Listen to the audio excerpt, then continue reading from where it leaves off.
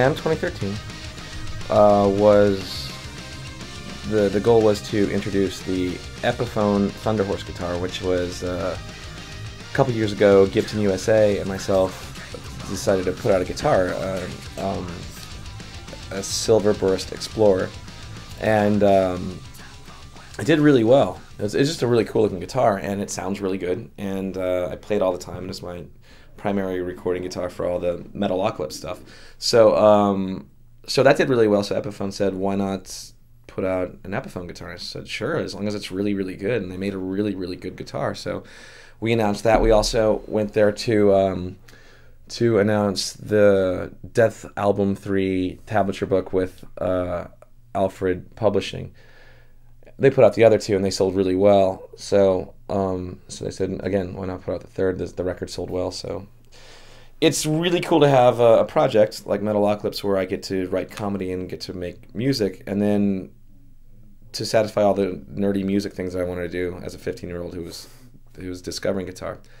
So one of the cool things that the show gets to do is it gets to kind of target the guitar audience, which was one of my main goals in making the show. Was I wanted to make the guitar kind of interesting enough, and within the show make it authentic enough, use actual models of guitars, use actual Explorers and Flying Vs, and get an endorsement deal from Gibson, and use real endorsements like from Jim Dunlop to pickups from like EMGs to Gibson pickups to DiMarzio pickups to like all the nerdy stuff, to have like string endorsement deals, which we have all that stuff, and then Pro Tools, Avid, and everything that I use to make music for the show is part of the show, which is fun because I think that adds a little bit more authenticity to the world of a show about music.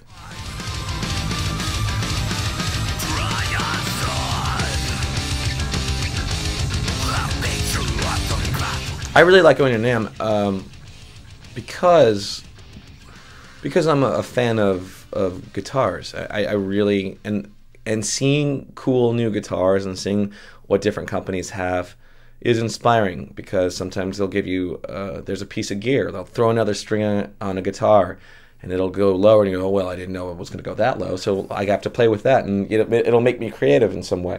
Or you see cool pedals, or you see I got to plug in and try some new different kinds of pickups, and I thought, okay, well, this is different than what I have at home, and how would this make me be creative differently? And that's usually in addition to that crazy thing that guitar players have, which is this hoarding, collecting mentality, where you want to have everything. I have friends in bands that we just sit there and we just talk about acquiring more things somehow that I don't know if it's going to benefit us in any way creatively. We just want more. Like Bill from Mastodon, we just talk about amps and guitars and pickups and strings and picks and everything, and we won't shut up.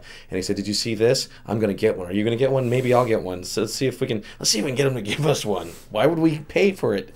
We'll advertise it. But it's the 15-year-old living inside of you that Sure. You're constantly in touch with as a music fan. But I was by like the TC Electronics booth waiting to meet a friend, and I saw they had a vocal harmonizer pedal, and you put headphones on, and I started singing into it, and I was like, that's great. I could do something really stupid with that. That would be really fun. Right. I would use that in some way.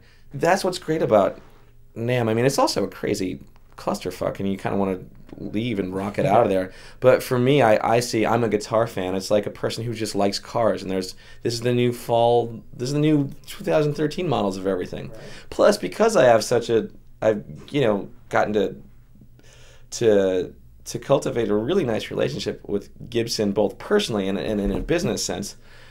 They treat me very, very nicely. So when I go and say, okay, what's going on? Show me the new guitar. So the guys from Gibson Custom will go, well, this is the new 330 guitar. This is a hand buff thing. Check out the neck. And they'll walk me through every single thing and go, check out if you turn it this way. And I go, I wouldn't notice that, but you're the guy who actually made this. So that's really cool. And then they'll show me all the other Epiphones got all this new stuff. Gibson USA has all this new stuff.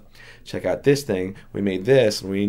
So they'll show me firsthand, which, again, is a selfish, fun thing. I don't know if everyone else gets that red carpet treatment, but that, for me, is really fun.